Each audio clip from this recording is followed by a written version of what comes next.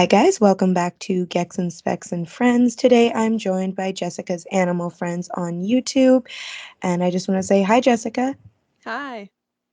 So, if for people who may not know you, if you just want to introduce yourself and maybe say a little bit about yourself. Sure, I have been keeping reptiles for going on 6 years now and keeping pets in general for about seven, like rescued pets and stuff. Hmm. And I started keeping reptiles specifically because I just thought like they were really unique and I felt like there Yeah. wasn't like a lot of people who talked about keeping reptiles. And I had originally had an Instagram showing off like my axolotl and my Hmm. bearded dragon and my crested gecko and my rats because that's what I kept at first. Yeah. And then I found someone who kept leopard geckos on Instagram. And as a kid, I thought leopard geckos were kind of ugly because I had seen the ones in pet stores that were really not well taken care of. I recognize that now. Yeah. But then, like, I saw a different side to them because of this person who is no longer on the internet. They were only on Instagram for like a couple months and then they bounced, and I haven't seen them since. So I wish I could, like, thank them, but I can't. But they shared their special needs leopard geckos. And I was like, Hmm. wow, that's a whole side of something I've never seen before. And like Yeah. from that moment, I was immediately just drawn to keeping leopard geckos. And I actually got my first leopard gecko from that person because they rescued them. And that's my leopard Oh, gecko okay. Fritz. Yeah, and like my gecko bookshelf idea came from them too. So I mean, like they're like a huge inspiration, and I wish I could thank them, but I've never been able to find them or communicate with them since. It's really sad, I honestly. mean, that kind of Um, sucks that you've I never been able to get know. in contact. Like, Yeah, and I feel like I've referenced them tons, like in order to like just be grateful to them, but like I've you've never had never been any able to find acknowledgement. them. Yeah. So strange that they just like because especially because they did rescue work that they just disappeared like that. I don't know, that's a little strange, but I heard a rumor, and of course it's a rumor, so you never yeah. know. Like they grew really fast because like Instagram back in the day didn't have like a market for pet keepers. Like Yeah. now it's booming. You can find people all over the place. But this is like 5 or 6 years ago, and it was mostly just breeders sharing like Mhm. their geckos. And so when I found someone who just shared like their pets and special needs ones, I was like, wow, this is something I'd never seen before. And they grew really fast because of that, and also because they had good like quality photos. Yeah. And so they grew really, really fast and then they disappeared. And I heard it's because they brought home a gecko with crypto and it killed their other geckos. Oh man. I don't know if it's true or not, but that's what I heard. I mean, if that's true, that's awful. Like I can't Yeah. imagine like rescuing and then something like as horrible as Yep. crypto in your collection or could Yeah, happen. it's a terrible fear of like all reptile keepers. Oh yeah, trust me. No, I as a kid actually used to rescue leopard geckos like via Craigslist and stuff. Yep. And I actually I luckily I would only keep like one at a time. I did bring home one with crypto long, long time ago, and that was like Hmm. the worst experience I've ever dealt with. I Because can't imagine it, honestly. it was like I mean I was very young, granted, so I didn't really know what happened. Hmm. Like my dad has been keeping reptiles since he was a kid. Um, like but I mean back then it was like catching snakes, but you know. And Right. like Yeah, he it's was way, gonna way different. yeah, but he took it to the vet to get a necropsy and yeah, crypto. I Oh, think man. crypto was way bigger in the early 2000s so in the pet trade because I feel like we've evolved at least a little bit, Yes. if not Uh-huh. a lot, to make that not as common anymore. Like I mean parasites still are a thing, but I don't think crypto's as common as it used to be, which is really good. I think people are just more aware of like quarantine practices now too. Oh So it's yeah. a way to like figure out how to make sure a gecko like that doesn't contaminate other geckos. Because I feel like at first people didn't realize, like, people might have thought, like, oh, if it's in, like, its own separate area of, like, my room, it'll be fine. But now, like, we Hmm. know, like, crypto, like, you have to, like, if it has to, you have to quarantine in, like, separate area completely because you just never know, you know? Yeah, and like you can't even feed them with like the same tongs or bowls or Oh, anything. no. Everything has to be completely separate. Yeah, no. So I was curious actually with your practices, like with quarantining, since you do bring in a lot of rescues, what is your practice like with quarantine for maybe people who aren't as familiar with quarantine processes? Yeah, so I have like two main animal rooms. One would be my actual pet room, which is like where most of them are kept, and then I Mm-hmm. have a couple in my bedroom. So anytime that I quarantine, they typically stay downstairs. We have a spare room. and they'll stay there because it's quite far away from the rest. And that goes not just for reptiles, but for amphibians. And I even quarantined rats when I got them. It's just like a safe practice. And I've never had a problem. Like I've never ran into a sick animal like that could spread something to the rest. Usually it's just from malnourishment or something like that or MBD. Um, Yeah. but just basically a very simple setup, very clean, sterile, like paper towel, a cave, like a resin cave that can be washed over and over again. Hmm. And then also like a very small standard like 10-gallon aquarium, something that's you don't want to use cork or wood or anything like that because it'll absorb and it's like not easy to wash. So Hmm. anything that's like super sterile and stuff that you can like throw away and not feel bad about throwing away too. Yeah, like don't I've definitely seen people go all out with their quarantines before, and I'm Mm-hmm. like, like that's not good. I mean, if it like everything works out, yeah, sure, great, but if it doesn't, like all that's gotta go. Yeah, I think the problem is like people feel bad maybe giving them such like a very boring, plain, sterile setup for a little while. Plus, you get so excited when you get a new animal, you want to Yeah, like to give them everything. But quarantine's really short. It's like it's 3 weeks for like lizards, and then for snakes, I don't have snakes, but I know for snakes it's longer because their meals are more spread out, so they have to have yeah. like it's based on a number of meals quarantine is, and so for lizards because they eat way more often, the quarantine period's less. But I don't have snakes, but I know for them it's I longer. think I So think for snakes it's about 6 to 8 weeks. Don't quote me on that. I don't own snakes either, but I remember it's yeah, it's it's like a month or two, just yeah, it's because, like you longer said, just because yeah they eat so less like frequently. like once a week to once every couple weeks. So you Yeah. really gotta spread that out. No, but I wanted to ask you actually, since you mentioned the MBD, I know you have a crested gecko with MBD. Hmm. Um, and I was wondering, how do you keep the setup? Because I would imagine, I mean, I'm not sure, I've never owned a crested with MBD, but does she have ability to climb like a normal crested would, or do you have to update her setup to make it maybe more terrestrial? Like just out of curiosity, how do you go about that? She actually was born with MBD, so she doesn't know she's any different. Oh, okay. Yeah, so her situation, I don't know the full story because she's been passed around quite a bit. But Mm-hmm. I had seen her like for rehoming from a friend of mine in the community who I don't think they keep reptiles anymore. But they had gotten her from a friend of theirs, and that person had got her from a breeder. That the breeder kind of just threw her in with another gecko, like that they had bought like as a free one because she was like deformed.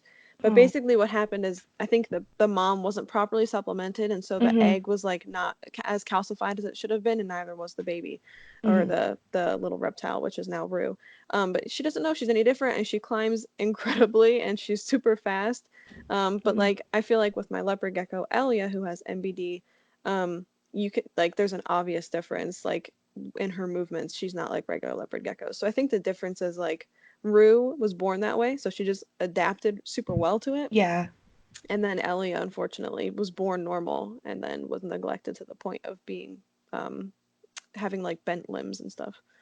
So how do you update the enclosure for Elia due to the MBD, if like any differences at all, out of curiosity? So I use like what is it called? Kitchen cabinet liner. I don't use paper towel, but I use kitchen cabinet Okay. liner. But like she gets around pretty well. I mean, like as well as you can expect for a gecko whose legs are bent inwards, and Yeah. like she needs to have like an enclosure that doesn't allow for a lot of climbing. Like I want to test her abilities, so I give her cork because it's grippable. So Yeah. like if she was going to climb, that's something she could climb way easier than like a resin hide, for example. But when she was in quarantine, she definitely tried climbing her resin hide. So I knew that I'd give her something that she could try and climb onto. So she has like a cork hide, which she really enjoys, and then she has a smaller one, and they're both pretty low to the ground. Like I'm not going to give her something she could get up on and fall and hurt herself.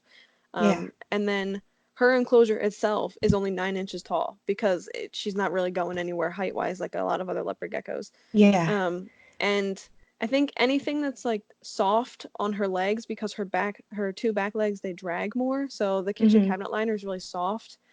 So I think that that helps her back legs because for a while there, she was having like, it looked like bruising. We weren't sure what it was, Oh. me and the person I got her from, on Yeah. like her knee joints because they would like rub against the ground. Mm-hmm. So I think it was just like for a while, she was gaining her mobility back, and I think she was bruising herself by moving Yeah. around, just trying to do what a normal gecko does. But yeah, she does really well now because her legs are like firm and they're Hmm. not like, floppy. Um, but yeah, she just basically a shorter enclosure, something she can't fall from if she were to climb up there. And to be fair, she doesn't do a whole lot of climbing. Yeah. Would you say that, in your personal opinion, that she has adapted with the MBD, or is it more just like still like she just still tries to act as if a normal leopard gecko? What I'm trying to say is, do you think she's adapted to her disabilities and to her like things that she can't do, like she's just learned to adapt with that like over time? Yeah, I think it's a little bit of both because she definitely still Mm-hmm. exhibits a lot of normal leopard gecko behavior. She prefers to hunt rather than to be tongue fed, so she likes to chase down her food a little bit. And so she definitely uses her body to hunt the insect. Like she'll get up on it. It's really Yeah. cute. And But I think she definitely knows her limitations when it comes to climbing. And then shedding she actually does really well with. She just Oh, misses okay. her back feet because her back feet are bent inwards. It's not going to be Yeah. easy to get them. So I help her take her back shed like on her feet off. But other than that, she gets all of it. She's I think she's pretty well adapted to her situation. Oh, that's nice at least that she's learned to adapt. So with the feet being inward, would you say like how do you assist with like shed? Would you say it's a bit more difficult than you would say like a normal leopard gecko where shed gets stuck? Is it a bit more difficult with her because her feet are faced inward? Really it's just about angling. So like they all have Mhm. humid hides, and so her shed is pretty moist usually when I get to her because I check them every day. So like I'll know when Yeah. she's shedding and I'll just make a note in my mind, which I'm pretty used to because of the enigmas. I'm pretty used to like making a note in my mind, okay, who's shedding today? An Yeah. enigma. That means I'll have to go check later or else they'll get stuck shed. And the sooner you take it off, the easier it is, I'm sure you know. So Yeah. whenever she has just shed, it's like still moist, and so I'll just take her humid hide out. I'll put a little bit of water in the bottom of it, and I'll set her in it, and she tries to get out, of course, because it's not a place where she wants to be. Yeah. But then I'll take her out and like sit her on my leg, and I'll just face her a certain way that her legs can stay in their normal position while I peel the shed off.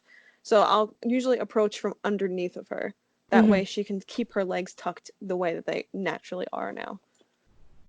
Okay, okay. I see. I was just curious about that because I've never worked with, in a very long time, I've never worked with a crested gecko, or not, sorry, leopard gecko that has Hmm. that severe form of MBD. I've had minor cases of MBD that I've dealt with when I used to do rehabilitation back in like a couple years ago. I used to do like very minor rehabilitation with Right. leopard geckos, but I've never had to that extreme where their feet are facing inward or their legs are even facing inward. So I was just curious, like how you would have to adjust the process with shedding with that. I Um, honestly think having the enigmas has like really helps with that because they hmm. fight you and they death roll or like even in the very beginning when I first got Sam and Gilly, Gilly had a seizure, which was just Oh wow. horrifying. Yeah, so I think like I'm really well adapted to working with stuck shed just because Yeah. enigmas are such a beast to get stuck shed off of. So you're saying that like a lot of your enigmas have like a lot of trouble with shedding normally. I'd assume so because of the neural issues, but so they So have it's trouble? I would say the more severe ones, you're like Sam, Gilly, and Shireen are the ones that have like the Yeah. most severe Enigma syndrome. The others do pretty well getting it off, and I think that's just part of like having a humid hide for my care anyway. That is consistently moist. Like I don't let them dry out in the Enigma enclosures because I know how much they rely on that moisture to get a perfect shed. Hmm.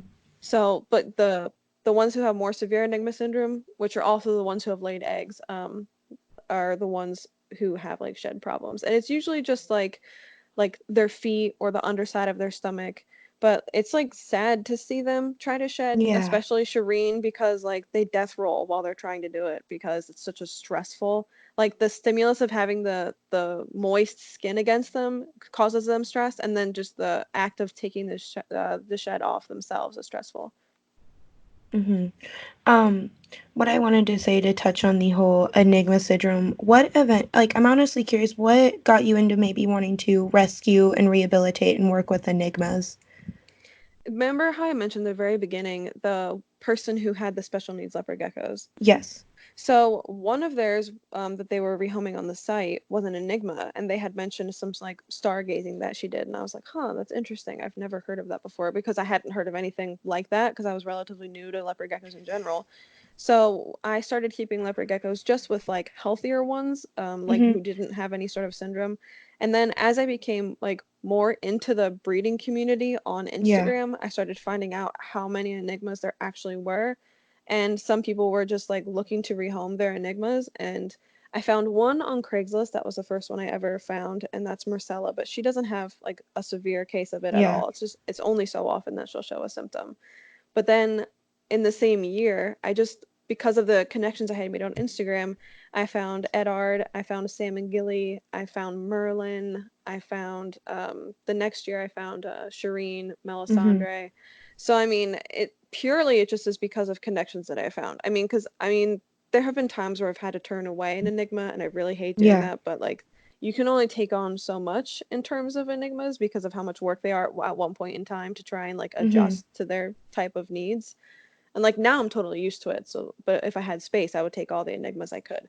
But in the Yeah. beginning, it was like just still trying to adjust to it. But I think maybe perhaps it's my background in psychology that made me so interested in neurological disorders. Mhm. Because now I have a couple white and yellow syndrome geckos as well. Oh, Um, okay. and I have a few geckos that are that have neurological disorders, but they're not from their morph. They're just from problems like coming out With of the egg or incubating. So I'm just super fascinated with neurological issues, probably because of my mhm. background in psychology. Would you say, like, what were some of the challenges you would say that you faced originally when you first started keeping enigmas that, like, maybe you didn't foresee happening or that you found way more challenging than you expected? That'd be Like, Sam and Gilly for sure, because like I got pictures of Sam and Gilly, like what they looked like, but pictures can't tell you what they look like when they arrive. And yeah. Gilly was literally like kind of like a really bright yellow with a purple tail.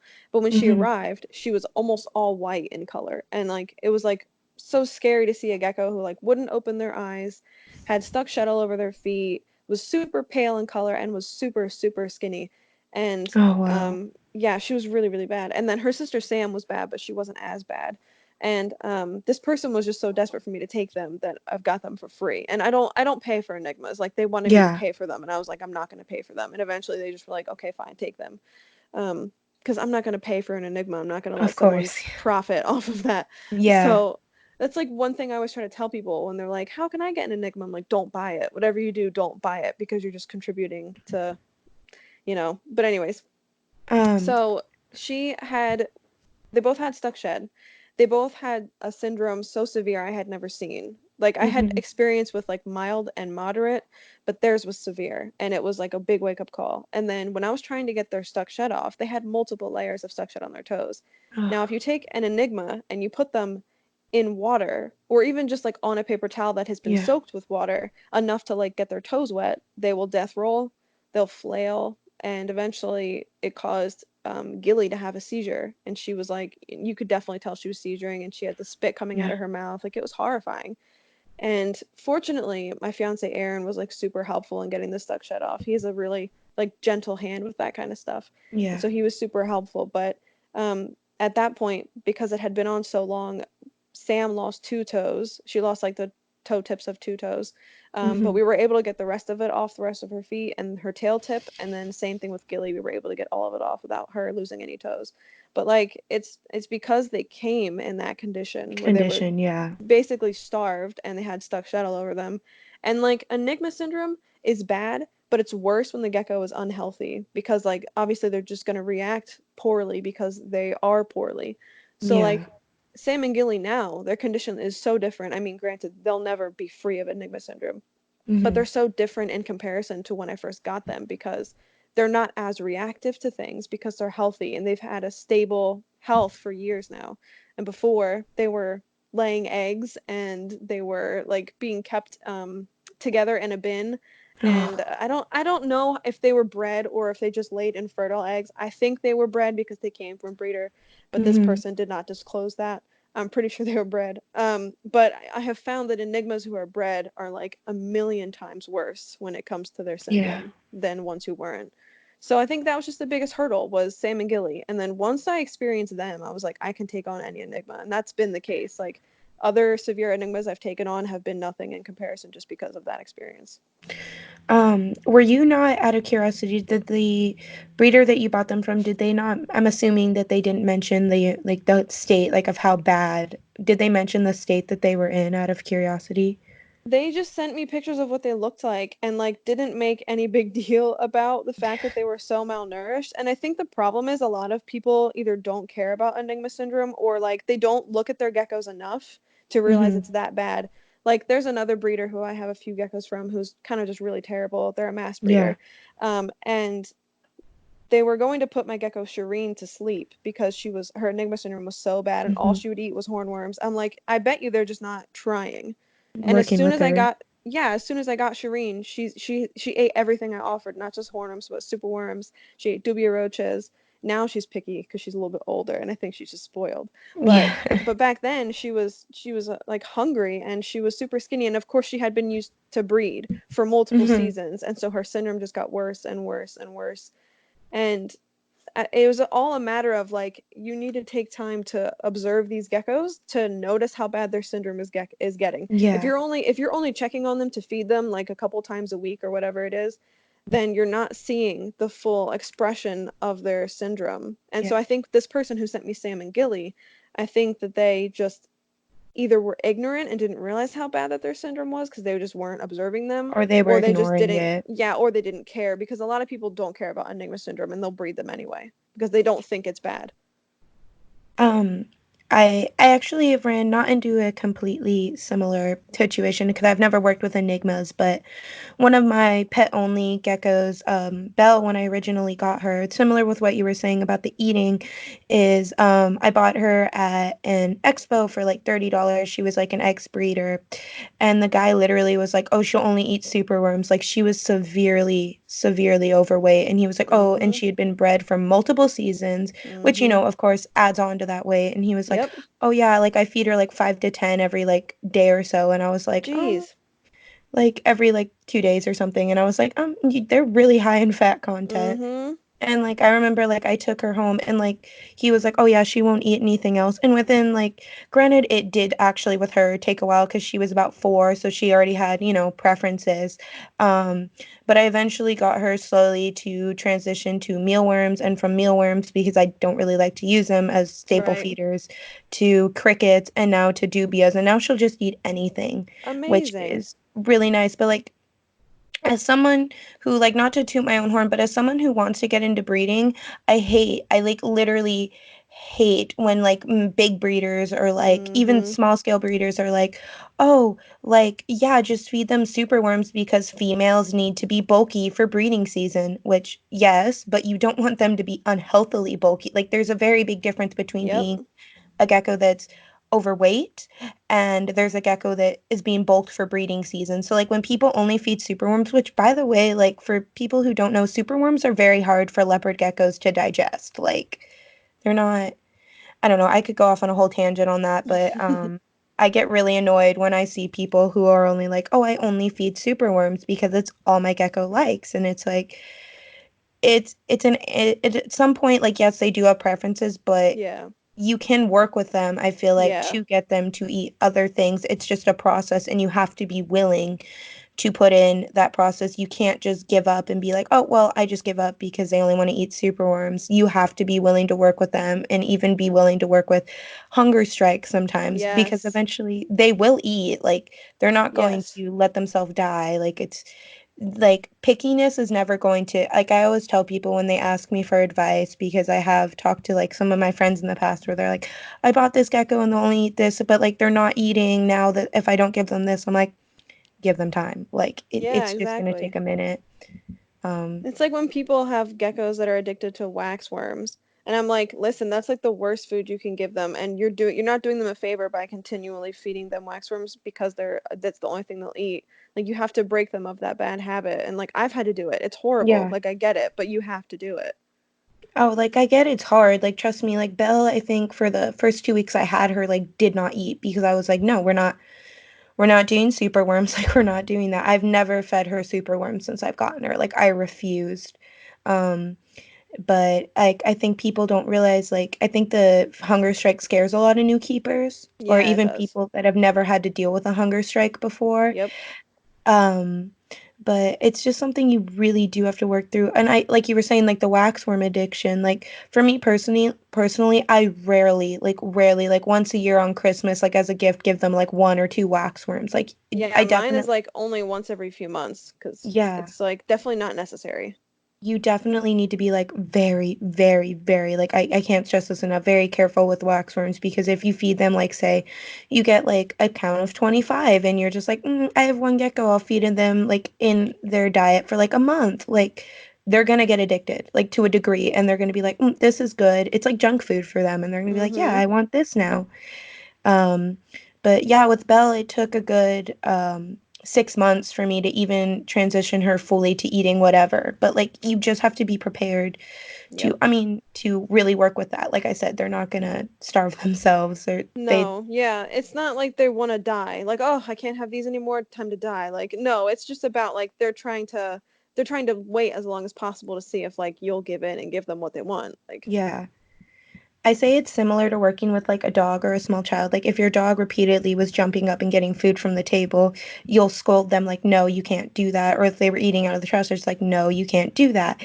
And you just need to understand with leopard geckos, it's very similar because, well, they don't have the same mindset of a dog or the right. same intelligence. They do understand to a degree, okay, if I don't eat for this many days, this person, I'll get a superworm eventually or like a waxworm eventually, and you just have to be willing to be like no, like no, like because Just gotta wait it eventually out. yeah, like I mean at first they might like turn their head, like I definitely had with my experience, at least Belle would literally, if I offered her a cricket, would literally turn her head and walk away like very sassily. And you just have to be ready to be like no, like I know I'm like sounding like a broken record, but it's just like it's very simple, at least in my opinion, to break bad habits with leopard geckos.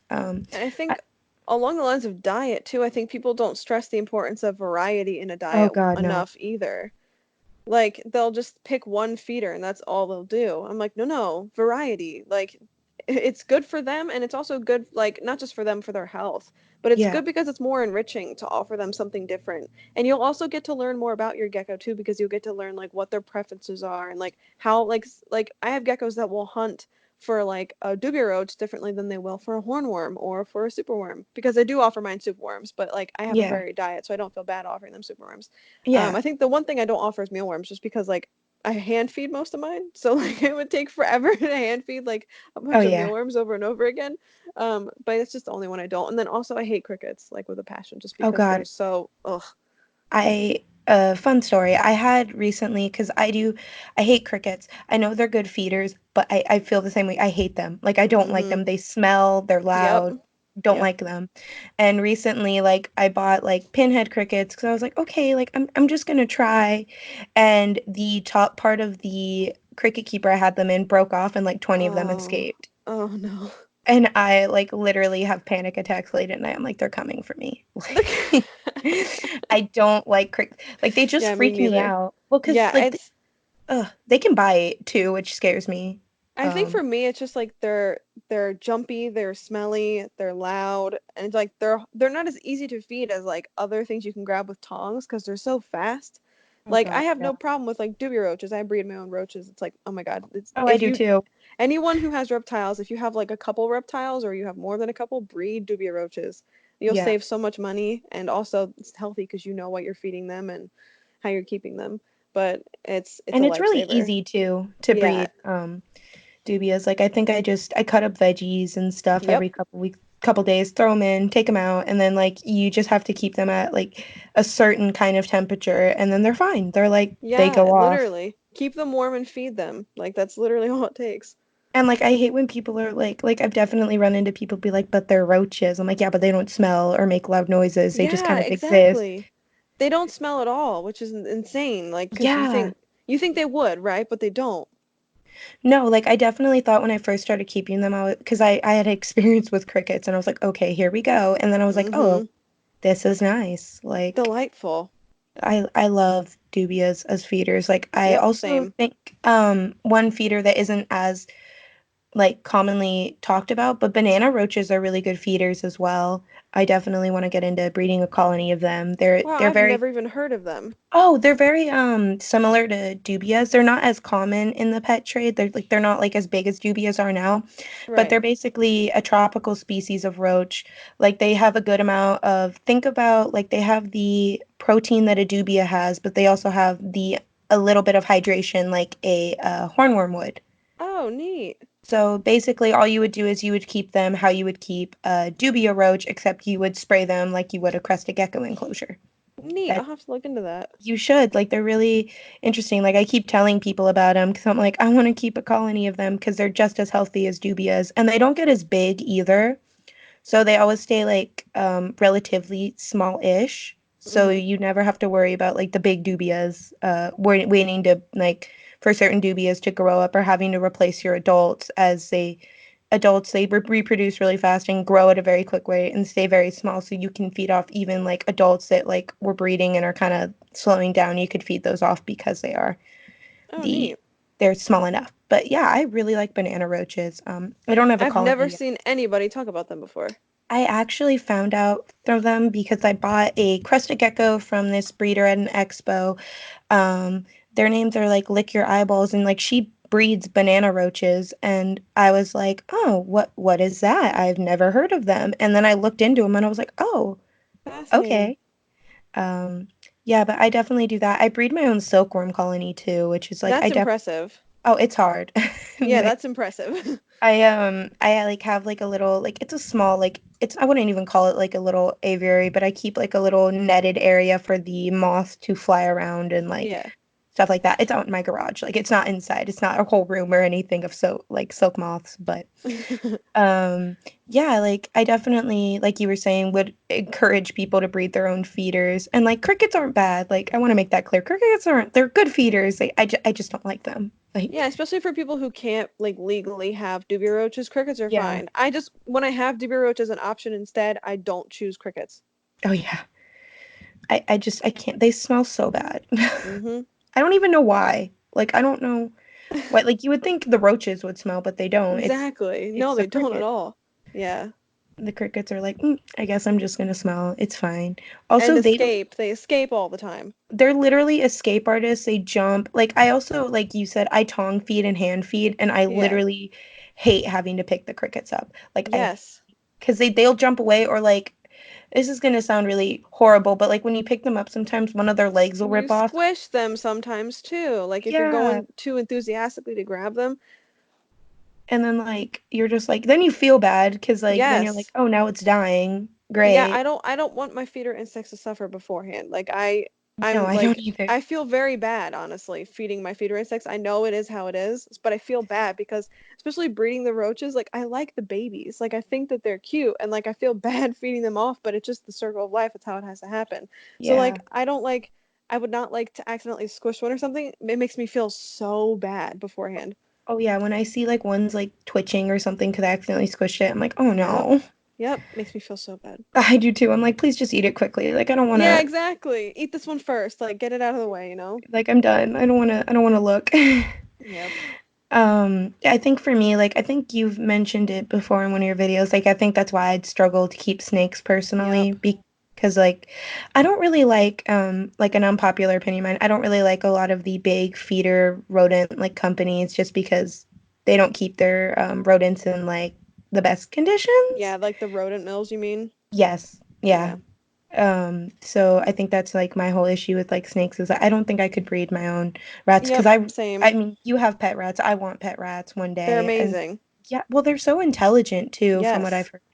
And they're not Um just intelligent, they're emotionally intelligent. Like you can tell that these are like super sentient, emotional creatures, not just like with themselves, but with you and with yeah. other animals. Like they react when my dogs walk in the room, you know, like they're just I couldn't ever imagine raising them to feed them just because of the emotional attachment I'd have to them.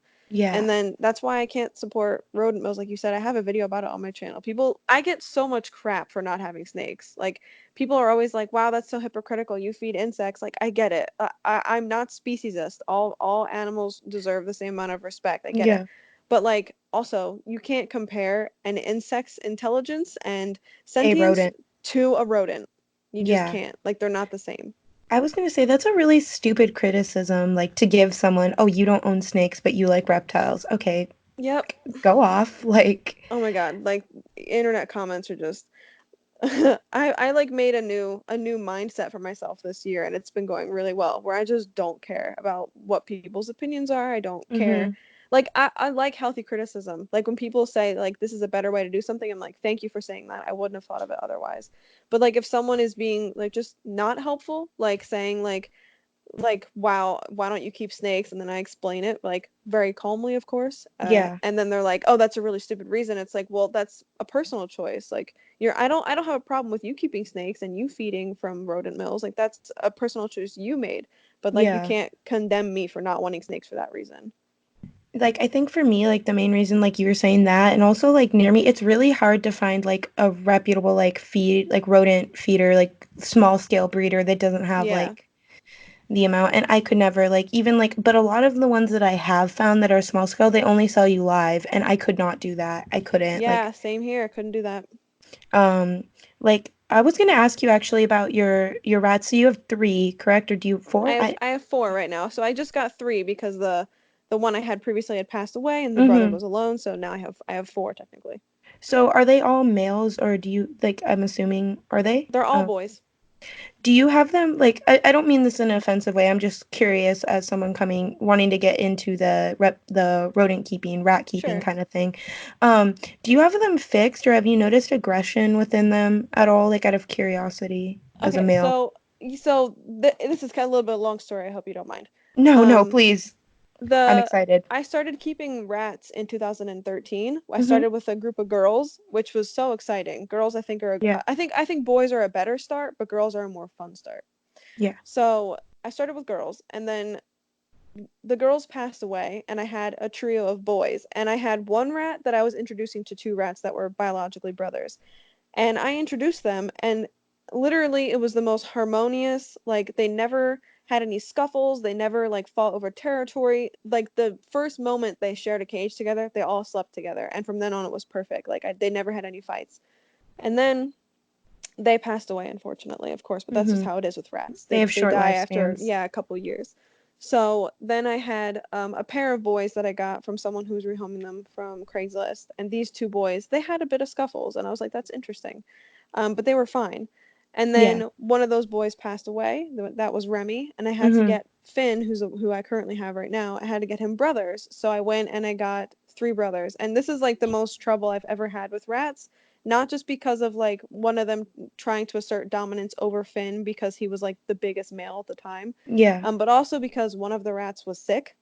Oh wow. So Oliver, when I got Oliver, as soon as I noticed him, I got them from someone who had got them from somebody else because they had been keeping multiple females and males together in the same cage, and they ended up with 20 babies. Oh And so wow. they were rehoming them through a rescue, and so like, I'm totally not like upset or mad that one of these babies ended up being sick. Like, Mm-hmm. it's hard to keep track of 20 individual babies plus like all the grown rats and making sure everybody's okay. Like, I Yeah. totally get it, and I'm not like, I don't have any like negative vibes towards that person for that. Mm-hmm. And they were super like worried about Oliver when I was messaging them, telling them what was happening, and then they took an extra close look at all the other babies just to be safe, and they were all fine. So it was really just Oliver who was having problems. Mm-hmm. So I took Oliver to the vet the very next morning. I was very fortunate to get in that early, and she was like, "Yeah, he could have pneumonia and he could die." And I was like, "Fantastic." And he was just a tiny little baby. So he was on antibiotics for the first, like, I would say the first 6 weeks I had him, he was on antibiotics. And we tried like a small antibiotic first because he was so young, and it didn't work. So then, like, a week later, his respiratory problems were back, and then we tried another 3 weeks. This time it knocked it out, and he's been great ever since. And he grew Oh, really fast. wonderful. So like, he wouldn't grow at first because of the antibiotics, and so he was really really small, and he was really fragile and timid. And Pip, who grew the fastest, Yeah. decided he needs to assert dominance over Finn. And like it didn't start immediately. Like I did introductions and they were fine for a few weeks, and then all of a sudden Mhm. Pip came into his testosterone. And then he decided to start testing his limits with Finn, and it went beyond, like he wouldn't fight him or hurt him, but he constantly pestered him. And all Yeah. throughout the night, I'm just hearing Finn like squeaking because he's like protesting. He's like, I really want to be left alone. I'm an old man. Like, I don't want to be Yeah. power groomed all the time. So I separated the boys. I took Pip and Oliver and put them together. I took Alfie and Finn and put them together. And they both Mhm. had like sizable cages still, but it was sad. I didn't like having to separate them. Yeah. So then I reached out to my vet and I asked if my vet would neuter Pip. And she said that a lot of vets around here, including her, do not put rats under anesthesia unless absolutely necessary, like for like a a life-saving type of thing, Yeah. because they're so sensitive to anesthesia because their respiratory systems are not Yeah, great. it's very tiny as well. Yeah, yeah. So she said, she gave me like some tips about like um perhaps like letting the other boys age up a bit and like they'll come into their testosterone and then he won't go after Finn as much because Mhm. they'll be rivals as well, and Yeah. then reintroducing them. So I actually did that just this week, and they are all getting along fine. Oh, that's So it wonderful. it was just a matter of waiting, and I'm really happy I waited and I didn't get him Neutered. neutered. Yeah, because it turned out to work out just fine. But this is the only time I've ever had any problem with it. All the other boys I've had in the past have been really docile and really like easy with each other. Especially if you get boys that are babies together and they grow up together, they've sorted out their problems before they even begin, really. So, That's really interesting actually. Because like at least from what I've read, I've like heard that oh yeah, like all like male rat like kept together like groups like oh they can tend to like fight or the aggression tends to come out if you're not getting neutered. So hearing from like your experience, that's really interesting to hear because you hear such a different consensus from different sources. You know what I'm saying? Like yeah. how do you actually, sorry, like I know I'm going off on a tangent. I just find like rats very interesting. How do you No, go it's about fine. introducing them, like introducing a Oh, new it is one to like it a takes group? like a day or two, full days of it. So like you Mhm. start out with the rats, and you put them in a neutral territory. A lot of people choose a bathtub because a bathtub doesn't have any rat sense. It doesn't have any sense at all really Yeah. because it's constantly being washed out. And it's a nice sizable place for them to investigate each other. So I take them all and I put like a couple towels down that don't smell like any rats in my Yeah. bathtub, and then I just put the rats in the bathtub and I let them go for, I don't know, is it 20, 30 minutes, maybe more, just seeing how they interact with each other. And a lot of rats at this point will like kind of like they'll stand up and they'll puff up their fur to make themselves look bigger, Yeah. and like and do that kind of stuff, or they'll power groom. And the whole point of like the bathtub is to let them start to establish who's going to be dominant and Dominant. who's going to be not dominant or submissive. And then once they're all doing okay in the bathtub, like once they start cuddling together, which for mine has happened pretty quickly. Like I've never Yeah. had to wait a long time, fortunately. Um, so then after that happens, you get like a small, like a carrier cage or a small cage, which unfortunately, if you go to the pet store and you buy a rat cage, that's basically a carrier because they're so ungodly Tiny. small. Yeah. Yeah. So I use a rat cage that's advertised for rats, but really it's like a Not carrier. for rat. Yeah. Yeah. I know what you mean. So I put them in that with just like a towel that doesn't smell like rats or anything again. And then they stay in that. I kept mine in there for like a full 24 hours Mhm. just so that they could, again, establish in that small space, like, okay, who's in charge? And what you're really looking for is for them all to calm down and sleep together because once they Yeah. do, then it's like a little bit more of a bond. Then Oh, okay. the real trouble starts when you introduce them to a cage. So if it's a brand new cage and doesn't smell like any of them, perfect. If it's an old cage that one of them has been in, you have to scrub it down with like, I use Dawn dish soap and water, and then I Yeah. use water and vinegar, and then I use water again. So I can try and get as much smell and as much rat pee and stuff like that off of it so that, I mean, you're never going to because their sense of smell is so amazing. But Yeah. you want as much possible. And then like all new toys, all new linens, all new bedding, that sort of stuff. All cage furnishings are new. And Okay. then when you put them in the cage, um, they will immediately start to try and find their territories. Like they'll pee on stuff, and you might see some squabbles. Mhm. It's really funny, honestly, because they're just so frazzled because they're just like, oh my God, so much stimuli. Um, and then eventually, like the first week, I'd say is like when you're gonna hear most of the Squabbling. yeah, and like they'll be squeaking, they'll be standing up and facing each other with their hands up. It kind of looks like they're boxing. And you might see some fur puffing, but generally, like only I can only speak from my own experience, of course. Yeah. Generally, they calm down after a couple days. Oh, that's good. Um, yeah, but the only reason I had a problem with Pip is because he started going through his testosterone so much faster than the other two. Because he just grew so much faster. Yeah. He's like he grew way bigger than them, especially because Oliver was on antibiotics, so he was like tiny, tiny for a long time. Yeah. And Finn was already grown. He's a full-grown male rat who has all of his maleness, you know? He's just a big Yeah. boy.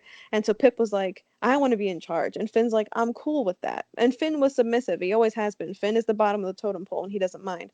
Yeah. Um, but still, Pip would just antagonize him. And I think it was just he was too hormonal and his brothers weren't there yet. And now that they are, he's not actually the alpha. So Oh, really? it ended up working out in my favor just to give them some time apart. Who ended up being the alpha out of curiosity in your So, interestingly enough, it seems to kind of go back and forth between Alfie and Ollie. I never would have expected this from Ollie, but I think because he was so sick when he was younger and he came into his strength, now he's like, I'm ready to assert it on others. So Yeah. I would say it's most of the time it's Alfie.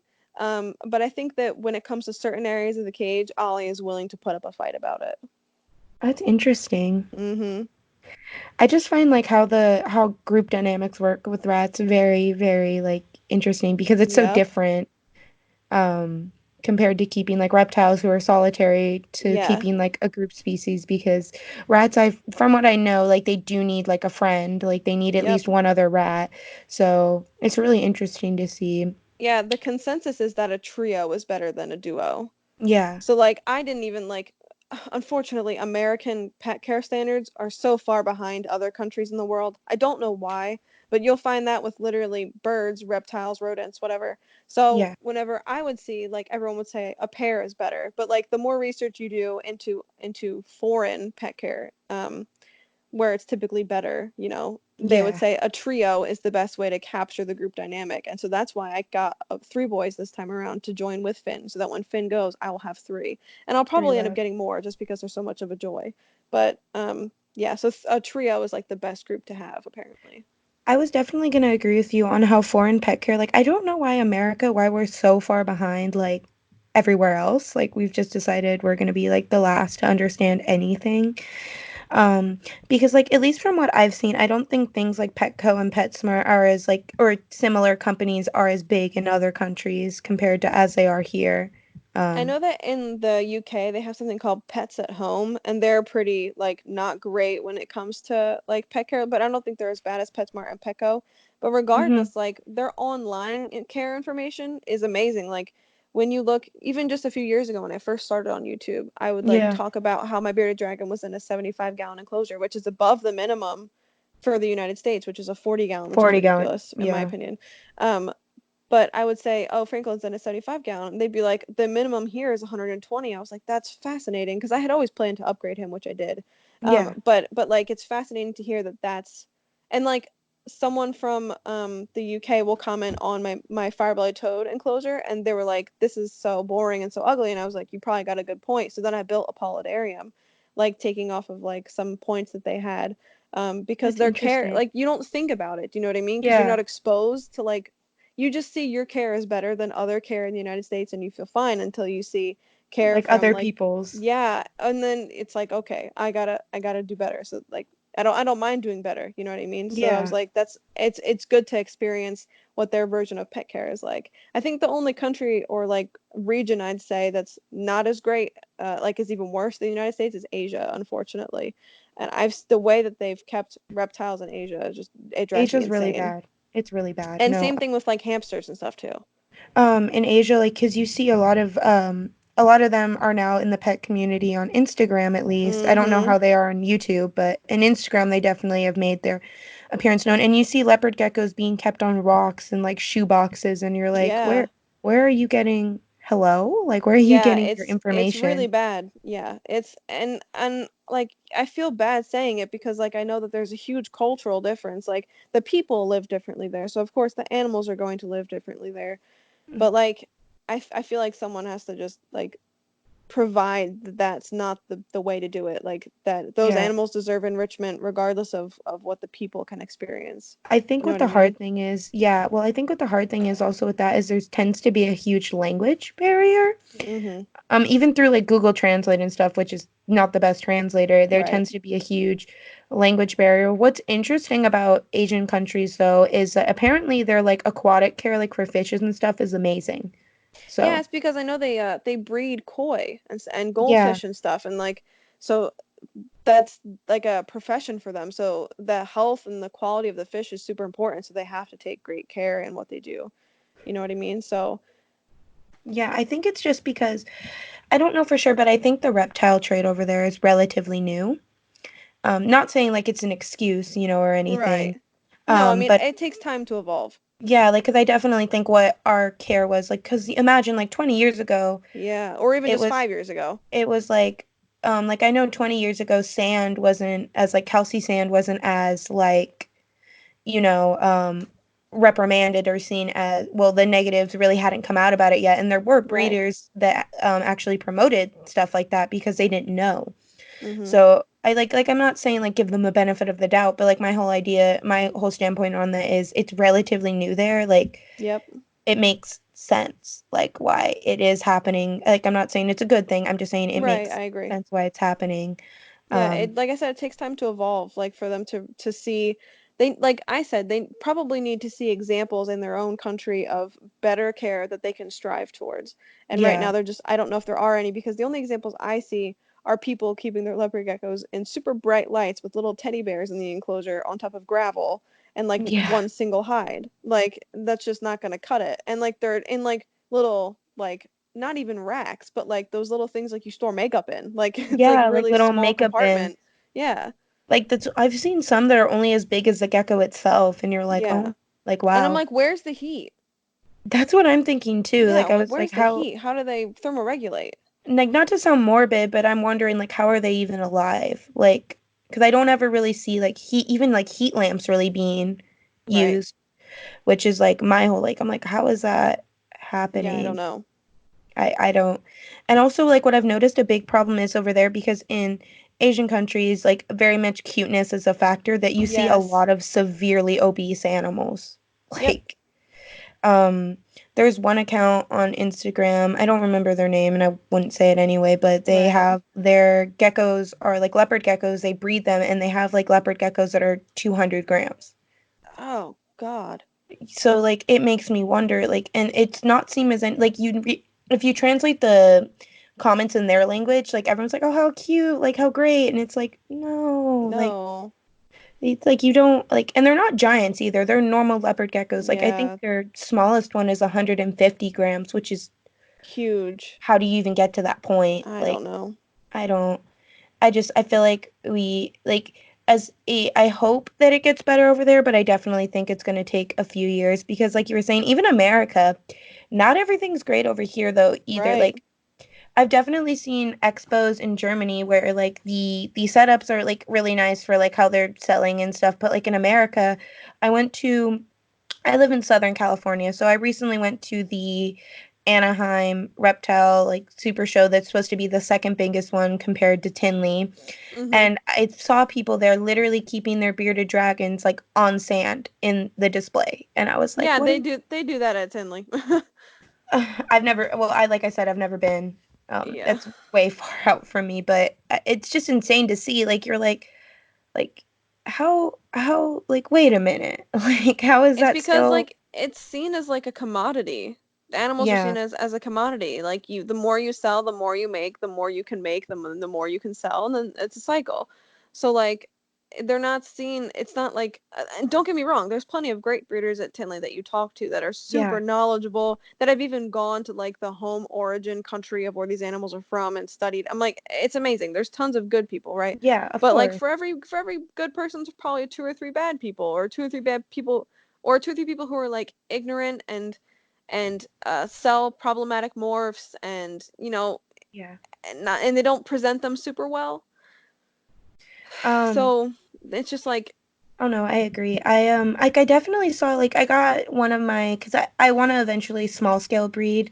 right. Um, eventually like I'm think my first breeding season's like going to be next year, but anyway, my point being like I met like a person there that like their crested gecko like setup was amazing like how they had their crested geckos like set up, and they literally were willing to like talk with me about genetics, and they traced back to the origin to the parents of the offspring's parents, and they even were willing to like they had jeweler loops there and were willing to check for pores for me because I was looking for a female or a possible female.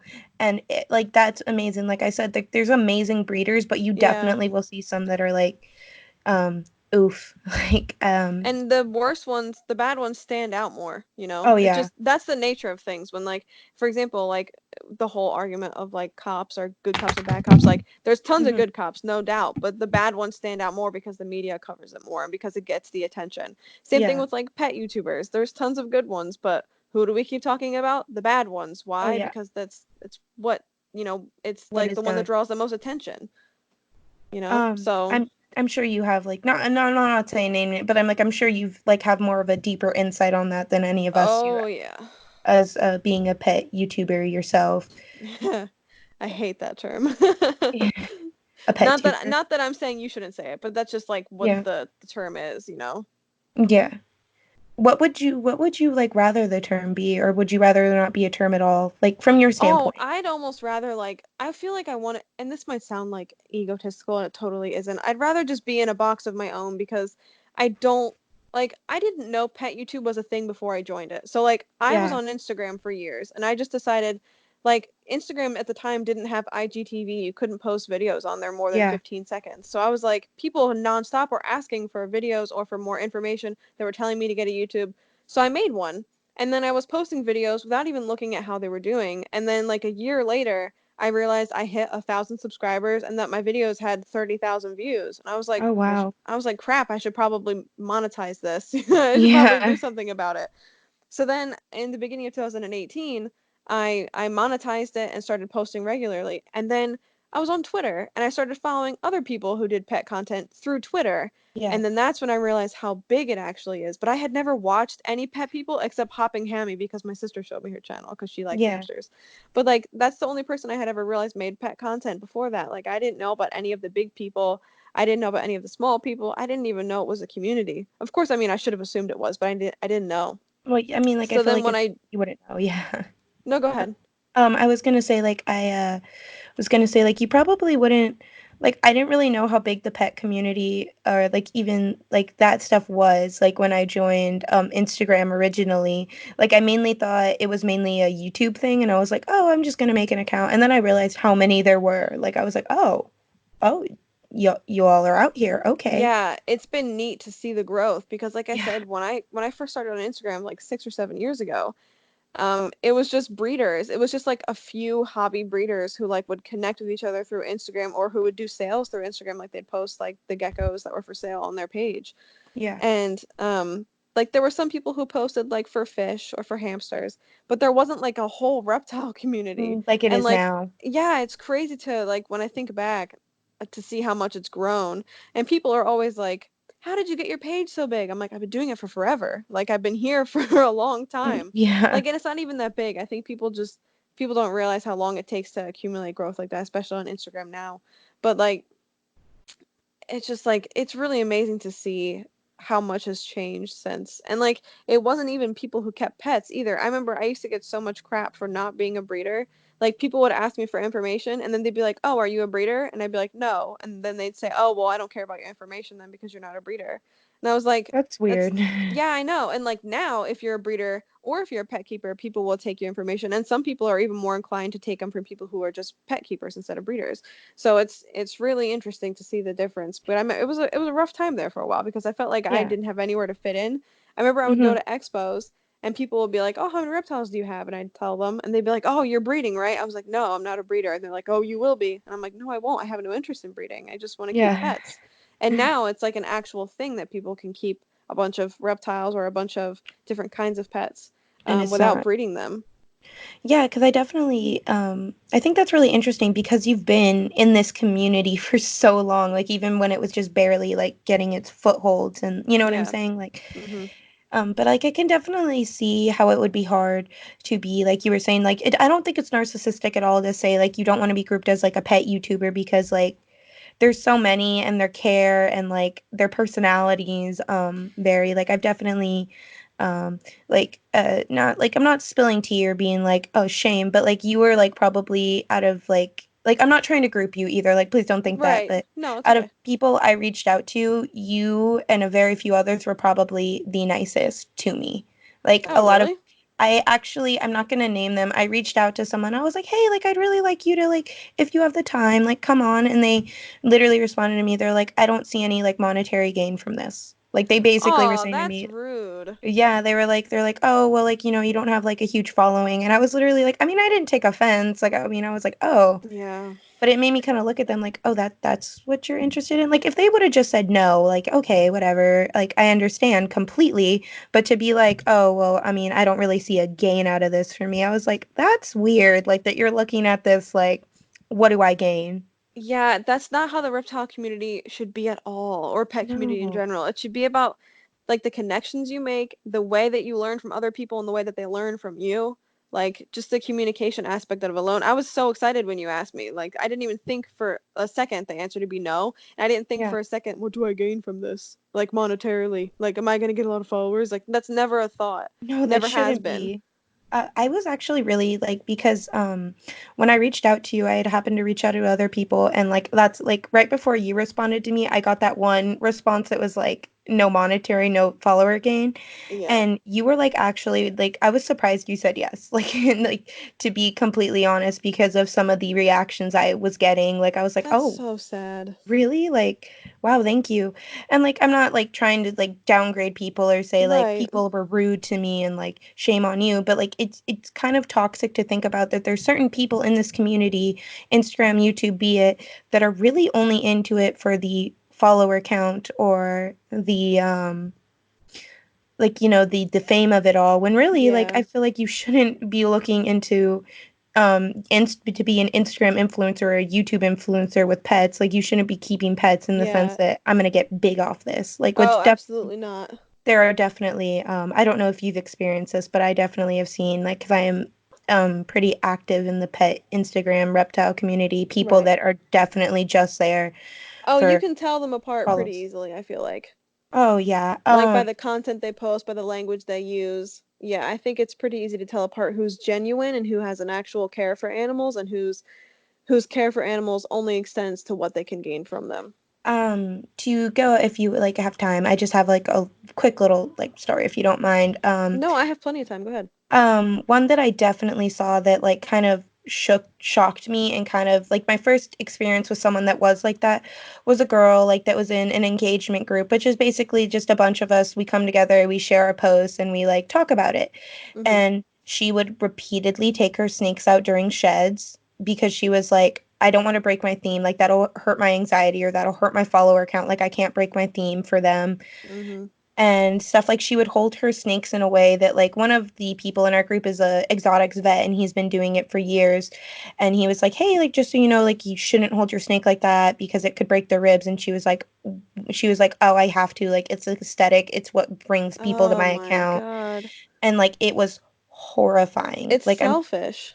it was really, and like she promotes herself as someone who's been working with snakes for years, and like she was probably like I want to attribute it to her age, like I think she was 17 to 20, but like that's not an excuse. Like she was literally like, I can't break my theme, that'll hurt my anxiety and my mental health too much. And we were like, what? And like she was like, my follower count, like I can't risk to lose any followers, like I just reached, like I think she was at like 2,000, she's like, I just reached 2,000. And we were like, Wow. it Yeah, it's if you're it's approaching pet scary. keeping on the internet as a numbers game, you're gonna lose every time. Because, like, over time, people are gonna see whether or not you're genuine, and that's gonna hurt you in the long run. And I think that's just scary.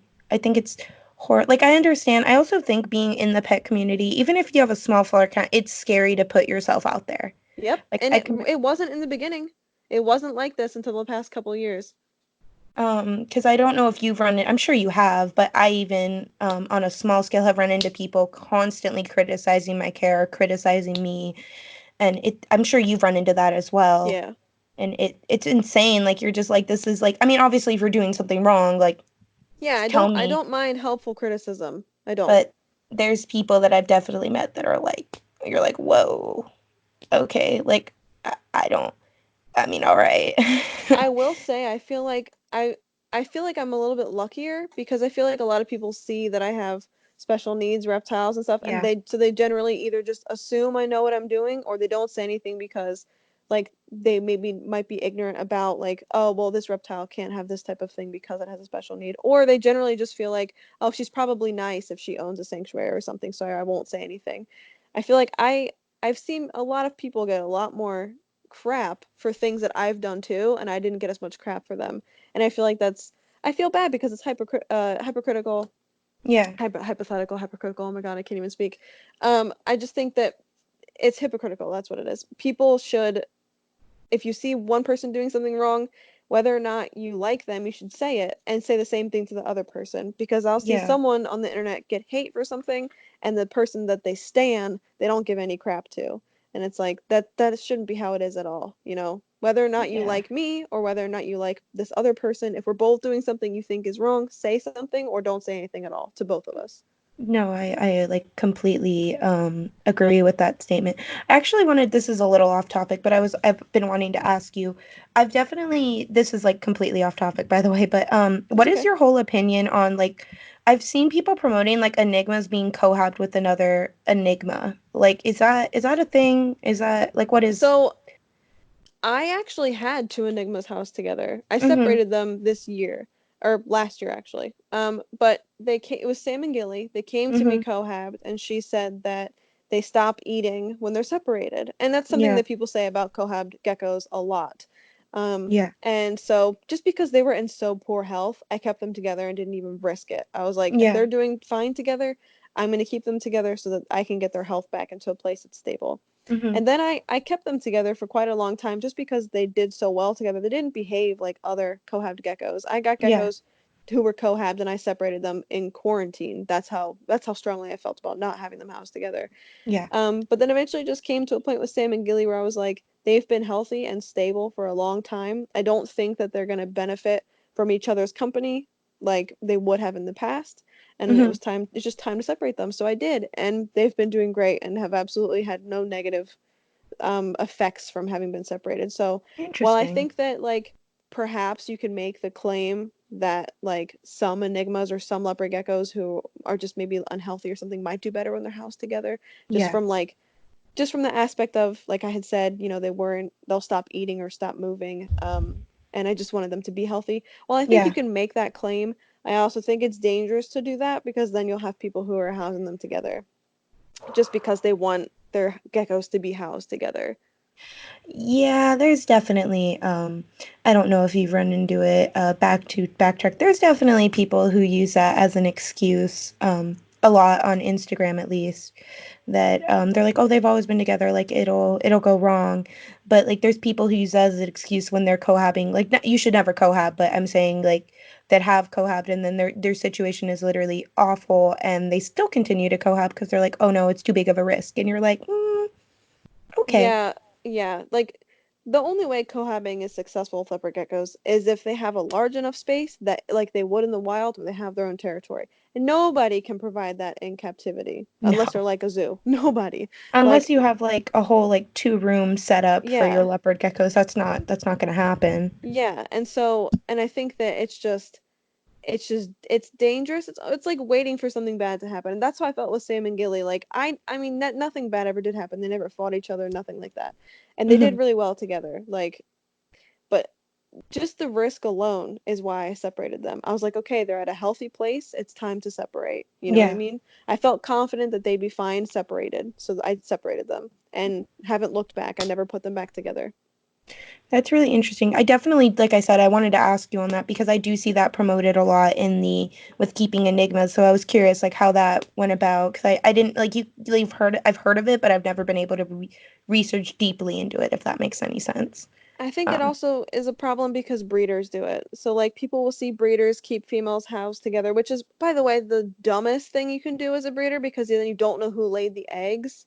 Agreed. Like, Like I'm not gonna name drop, but I'm sure everyone can just make assumptions. It's a very large YouTuber who is a man who is a breeder, and I he know who you're kept, talking yeah, about. exactly, Yeah. and he kept four females in a tiny bin, by the way, four of them, and I'm like, you literally, they're all pet only. None of them are breeder quality. These eggs that are hatching because you don't Because know you don't which know is the who's parent. who.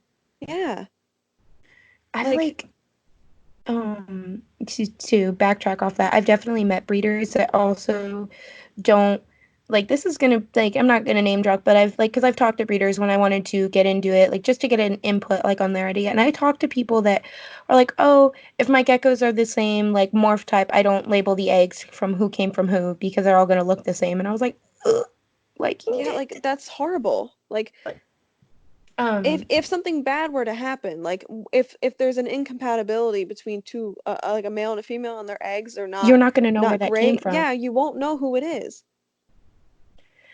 Oh boy, yeah, I knew who exactly who you were talking about. I was like, oh, I know Yeah. them. Yeah, I've name dropped this individual before. I won't do it here, but I've done it on Twitter and on YouTube, and so people who follow me know exactly how I feel. And Yeah, I mean, I've never been afraid of name dropping, but this is not the venue to do so. no, I agree. I wasn't being like spill tea, but Yeah, I yeah, just meant like I know. Yeah, I don't.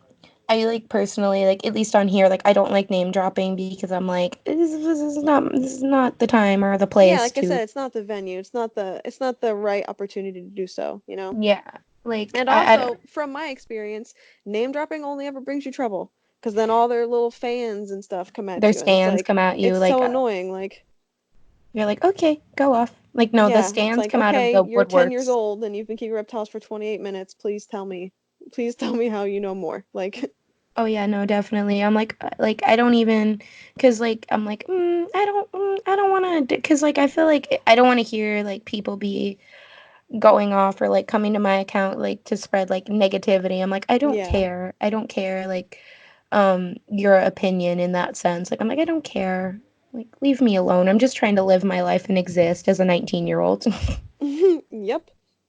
Um, but I wanted to say before we end off today, I wanted to say thank you again, like so much for joining me. Like I really appreciate you taking time out of your day to come on. Absolutely. I'm really grateful that you asked because, like, I've never been on a podcast before. I've never really done one before, so guess it's the first for both of us.